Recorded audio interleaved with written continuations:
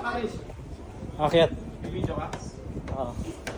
Ibaba mo na lang. Tapos, Ha?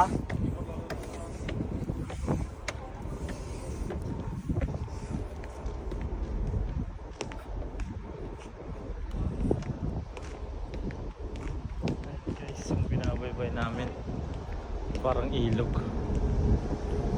Hindi ko alam kung ilog o dagat ba to eh. Pero parang ilog yung form niya kasi pahaba siya eh.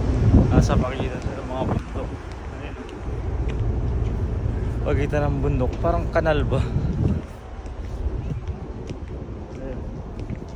Wala pa lang bumubuhay dito.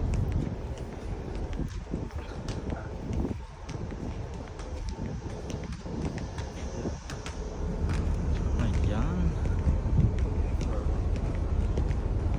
Ayan.